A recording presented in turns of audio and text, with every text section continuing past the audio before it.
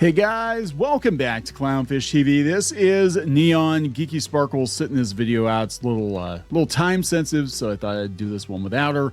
We're going to talk about Nexstar and Sinclair both saying that even though Jimmy Kimmel is technically coming back tonight, they are not going to air Jimmy Kimmel. Now, Sinclair, I think it was Sinclair wanted an apology. Maybe it was it was Nexstar that wanted an apology. Sinclair also not airing Kimmel. And yeah, I mean, it's their right to do so, right? If they don't want to air it, they think it's going to cause problems for their market. Now, I don't know what their contract is like with Disney. For those of you who don't know, Disney has reinstated Jimmy Kimmel, and the reason he was suspended, my understanding, was that advertisers were freaking out. Local stations, Nexstar and Sinclair, they were freaking out. They're getting a lot of pushback. They wanted Jimmy Kimmel to apologize. He would not, so they suspended him. They said, you're going to actually make things worse. Now, there are some other theories going around. I know I was kind of dipping in on Tim Pool. I usually don't watch Tim Pool, but he was talking about the Kimmel thing, and I listened to a little bit of it the other night, and he thinks maybe there were a lot of threats at Sinclair or at Disney. I don't know. I mean, I know that they shot up a TV station in Sacramento, which is wild. I think what's so weird about this whole thing is this is the line. Jimmy freaking Kimmel is the line. You know what I'm saying? Like, of all the things to come to a violent blows over, it's Jimmy Kimmel. What timeline are we living in? So we're going to talk about this. We're going to talk about some comments that the FCC made, Brendan Carr made, reiterating correctly that it wasn't him pressuring Disney to pull the plug on Jimmy Kimmel. It was actually the stations, Nexstar and Sinclair, saying we're not going to air it. And so Disney's like, yeah, this is a huge problem. And at the end of the day, look, these companies, they care about money. That's what they care about, right? And they care about politics so long as it aligns with their quest for money, I believe. But we'll see. So before we get into it any further, please subscribe for more pop culture news, views, and rants, guys. Go out to news.clownfishtv.com. That's news.clownfishtv.com.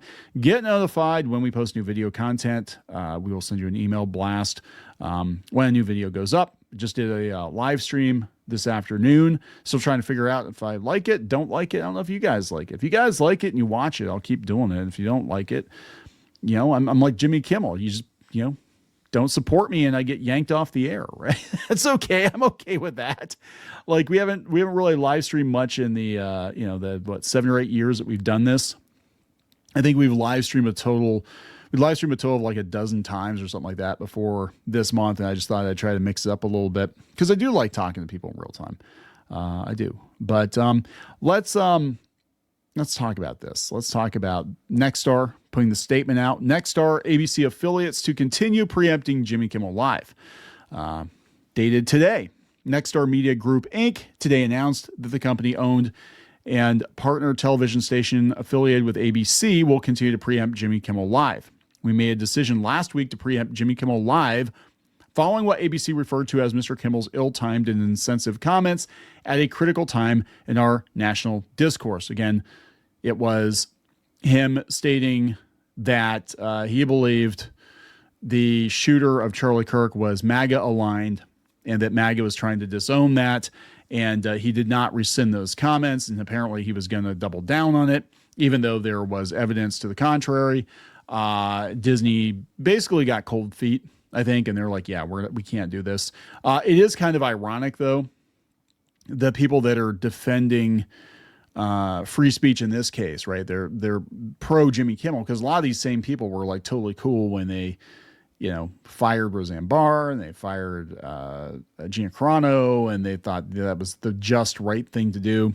And including Sunny Hostin, there's a Geeky posted on her Twitter that they have her in 2018 talking about how correct ABC was in firing Roseanne Barr. Now, Roseanne Barr wanted to apologize. She basically wanted her job back, and then ABC told her no. Now, my understanding with the whole Roseanne Barr situation, though, is it was really complicated because I think Michelle Obama called ABC because it was her aide, I believe, that she was making fun of. And that kind of stoke the flames for sure. So you actually did have government getting involved directly in that, right? But beyond that, my understanding in the years after is that Melissa Gilbert wanted complete control of the show, and she had to get Roseanne out of the way. And it's like, wow, that's some gratitude, right? Like you were a kid and you got picked to be on the show, and then when you're old enough, you just kind of, tossed your TV mom aside. But anyway, they said, they're talking about the national discourse. We stand by that decision pending assurance that all parties are committed to fostering an environment of respectful, constructive dialogue in the markets we serve. In the meantime, we note that Jimmy Kimmel Live will be available nationwide on multiple Disney-owned streaming products, while our stations will focus on continuing to produce local news and other programming relevant to their respective markets.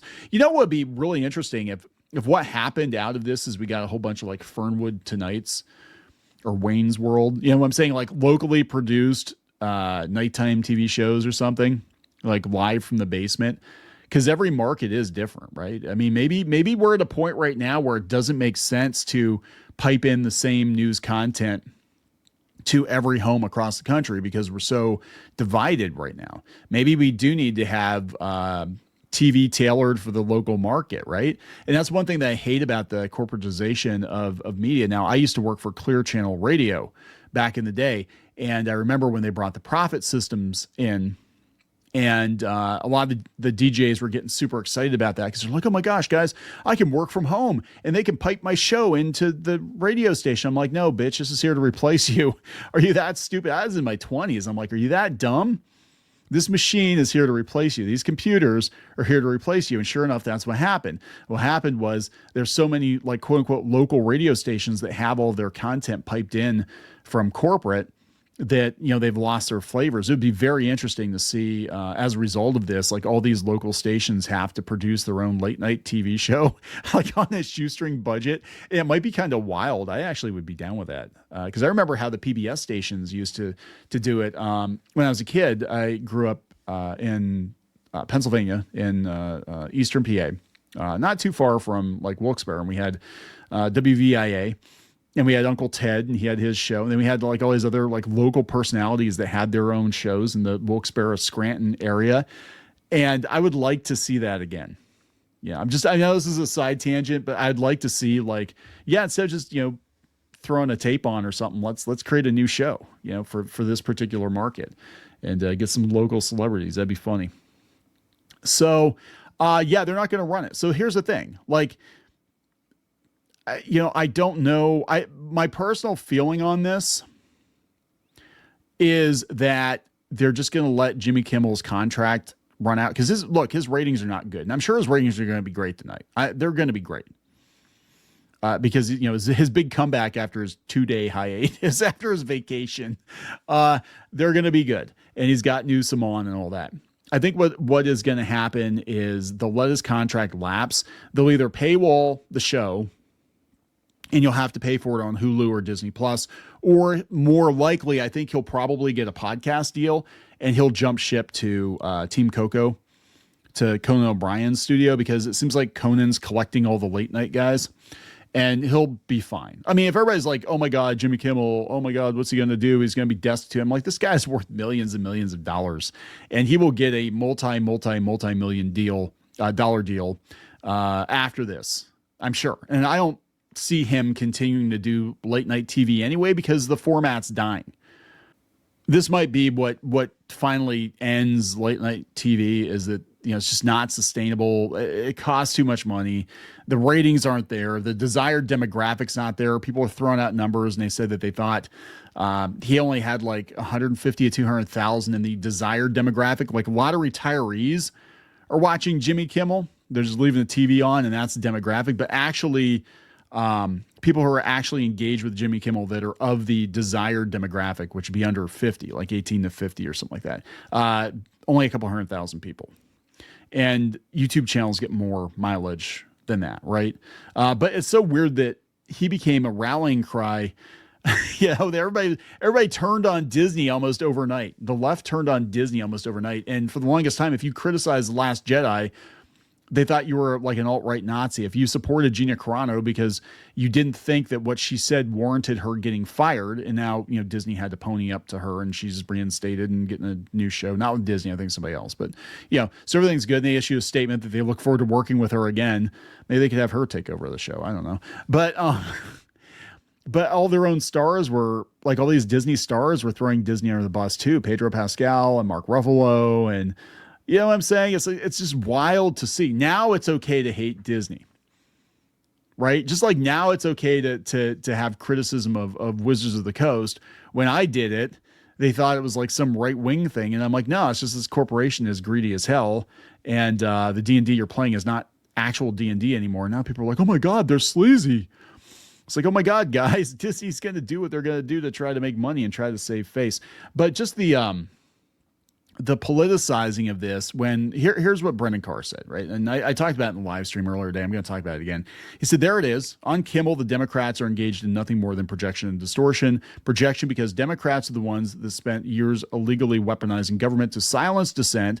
And it is Democrats that will do it again. They're only openly telling you today. Distortion because Democrats want to blame anything other than Disney and their local TV station for Kimmel's suspension. Those businesses decided that, in their view, a suspension made sense.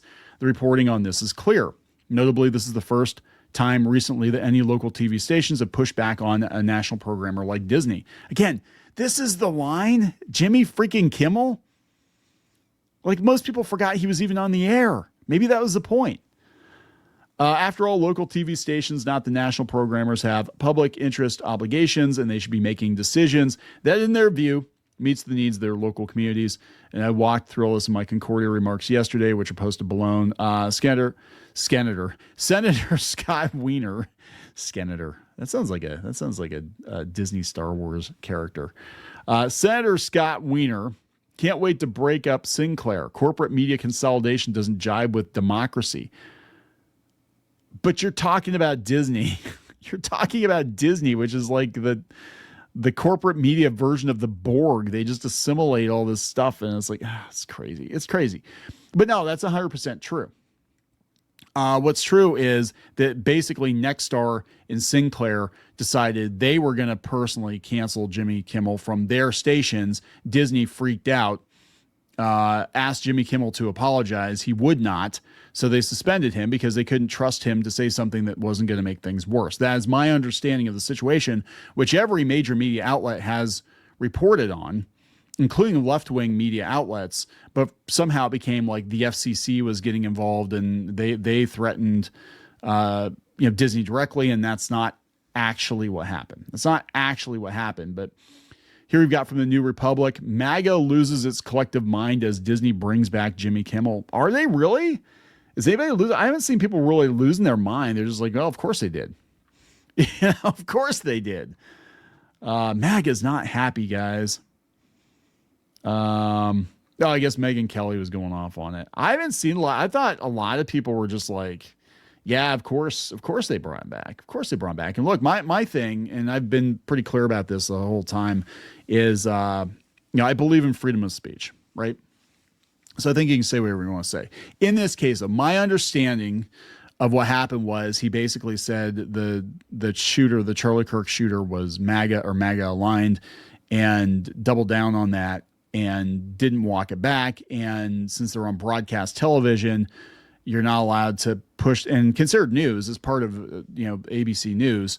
You're not allowed to push that if it's been proven false. And at that point in time, it was proven false, and there should have been a retraction. He didn't want to do a retraction, the whole thing. And that's where the FCC might have gotten involved, right? So the New York Times even covered it. They said together the two TV stations, Sinclair and Nexstar, control more than 20% of the local affiliates. Again, given the demographic of their area, most likely, were these people watching Jimmy Kimmel anyway? I mean, let's be honest here, right? I thought it was 40%, but they said it's 20%. So they said the decision was greeted with applause from conservatives and condemnation from the political left to pull Jimmy Kimmel.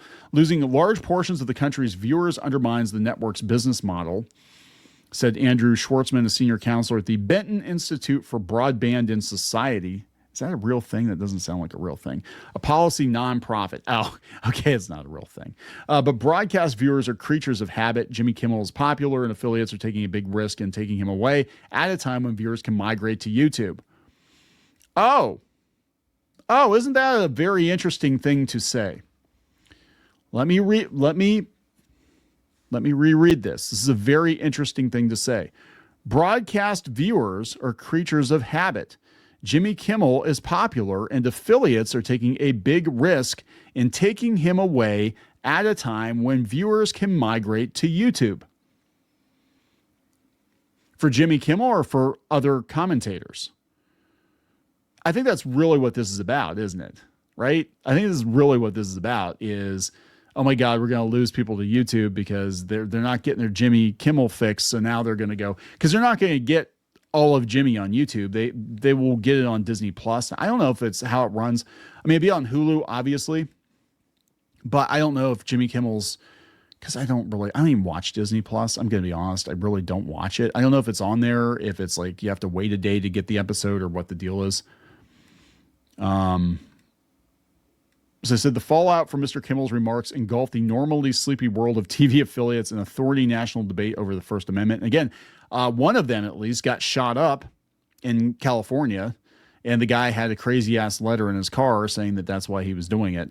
The National Association of Broadcasters, a trade association representing TV groups, released a conciliatory statement this week that simultaneously defended the editorial freedom of TV stations while pushing back against veiled threats of government interference.